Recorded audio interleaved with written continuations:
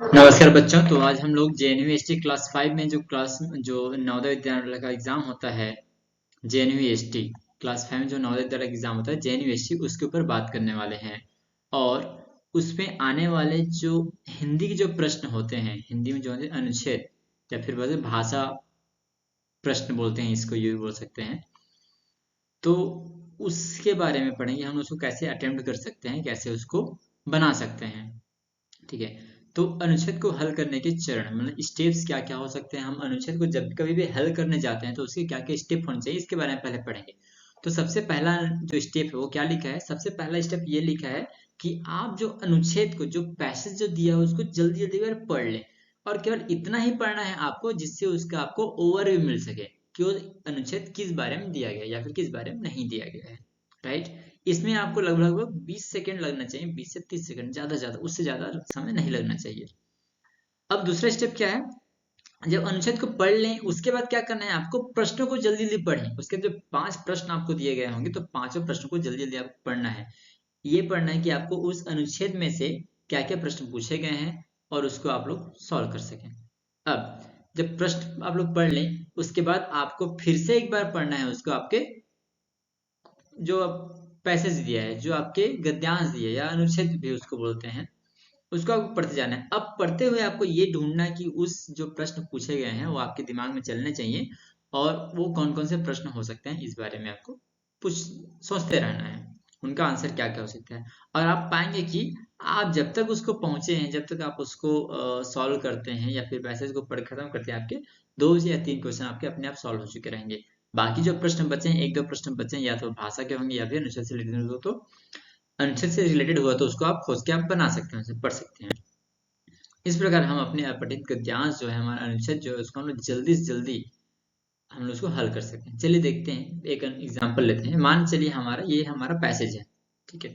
अब सबसे पहले क्या करना है हमें, पहले इसको एक क्विक जल्दी जल्दी पढ़ना है with in 10 second to 20 second कि किस बारे में दिया गया है। हेमा विष्णु लेटी हुई थी, देख रही थी, खिन्न थी क्योंकि वो कपड़ा फिट नहीं लग रहा था दोबारा, किंतु तो ठीक है। मतलब ये है कि ये जो अनुच्छेद दिया गया, जो कहानी दिया गया, ये एक ऐसी लड़की के बारे में दिया गया है जो कि हेमा और एक वो घर में बैठी हुई है और वो कुछ सोच रही है, उस बारे में दिया गया है। ठीक है। अब प्रश्नों को पढ़ते हैं हम लोग।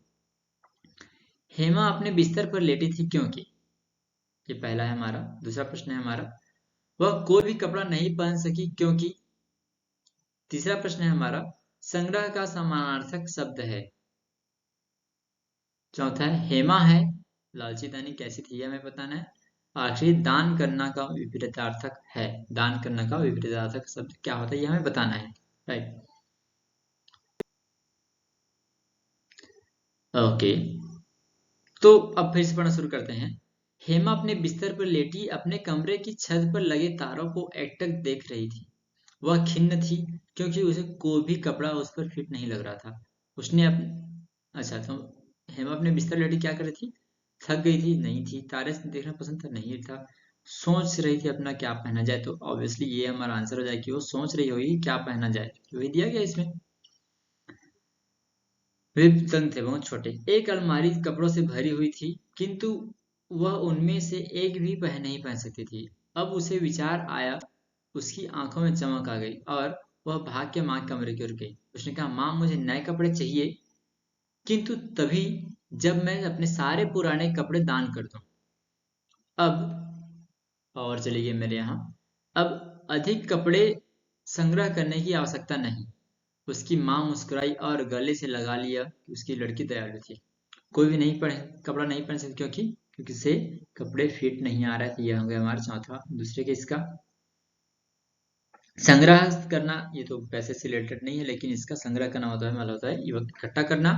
हेमा है, लालची तो है नहीं, दानी, दानी स्वार्थी कंजूस, ऑब्वियसली दानी आएगा इसका आंसर, ये हमारा आंसर है। दान करना का विपरीतार्थक शब्द होता है सौंपना, लेना, बांटना, खर्च करना। तो क्या है इसका, इसका आंसर आ जाएगा हमारा लेना। इस तरह से आप लोग चाहें तो अपने जो अनसीन पैसेज हैं उसको जल्दी से जल्दी आप लोग सॉल्व कर सकते हैं। Okay, thank you.